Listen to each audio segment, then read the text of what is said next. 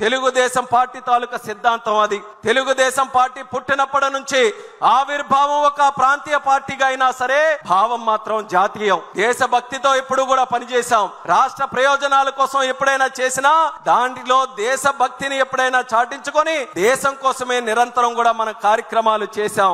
అటువంటిది cooperative federalism, రాష్ట్రానికి దేశానికి ఉన్నటువంటి సత్సంబంధాలని తెలుగుదేశం పార్టీ ఎప్పుడు గౌరవిస్తూ ప్రమోట్ చేస్తూ ముందుకు నడిపించింది. అధికారంలో ఉన్న ప్రతిపక్షంలో ఉన్న చరిత్ర తీసుకుంటే తెలుగుదేశం పార్టీ మొదలైన నుంచి స్వర్గీయ విశ్వవిఖ్యాత నట సార్వభౌముడు ఎన్టీ రామారావు గారి దగ్గర నుంచి ఎన్నో కూటములు దేశ స్థాయిలో మనం ఏర్పాటు చేశాం. కేవలం ఒకే ఒక్క ఆలోచన, సామాజిక న్యాయం మనం నిరూపించాలి, అలాగే ప్రజాస్వామ్య విలువలు మనం కాపాడాలి, దేశ సమగ్రతని అలాగే ప్రజల తాలూకా భవిష్యత్తుని మంచిగా మనం ముందుకు నడిపించాలని అనేక కూటములు, వాటితో పాటు ఎంతో మంది ప్రధానమంత్రుల్ని మన తెలుగుదేశం పార్టీ తరఫున నిర్ణయించాం. అలాగే ఎంతో మంది రాష్ట్రపతుల్ని నిర్ణయించడానికి కీలకమైనటువంటి పాత్ర మన తెలుగుదేశం పార్టీ తరఫున ఇచ్చేశాం. ఒక్కసారి తెలుగుదేశం పార్టీ తాలూకా శక్తి అందరికీ కూడా ఒక్కసారి గుర్తు చేయాలనంటే, ఒక ప్రాంతీయ పార్టీలో ఉన్నటువంటి నాయకుడిని ప్రధానమంత్రి చేయాలన్నా, ఒక ముస్లిం మైనారిటీకి చెందినటువంటి వ్యక్తిని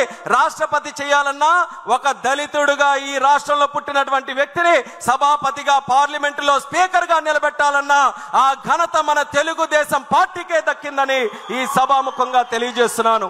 వాటితో పాటు ఈ రోజు మనకున్నటువంటి పరిస్థితులు ఏదైతే 43 సంవత్సరాలుగా కేంద్రం రాష్ట్రం అనుసంధానంతో ముందుకు నడిపించాలని ఒక ఆలోచనతో, ఒక మంచి బ్రోత్కర ఆలోచనతో ముందుకు నడిచామో ఆ ఆలోచన మరింత బలోపేతం చేసుకున్నాం.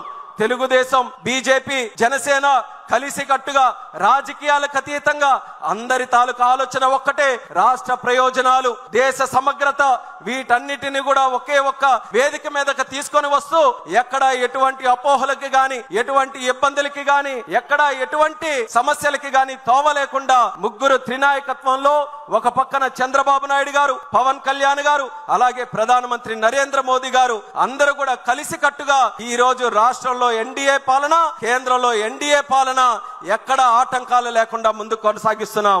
చూసారు కదండి. మరి ఈ వీడియో కనుక మీకు నచ్చినట్లయితే ఒక లైక్ కొట్టేసి మీ అభిప్రాయాన్ని కూడా కామెంట్ బాక్స్ లో తెలియజేస్తూ ఇలాంటి ఇంట్రెస్టింగ్ అప్డేట్స్ కోసం మా ఛానల్ ని సబ్స్క్రైబ్ చేసుకోండి.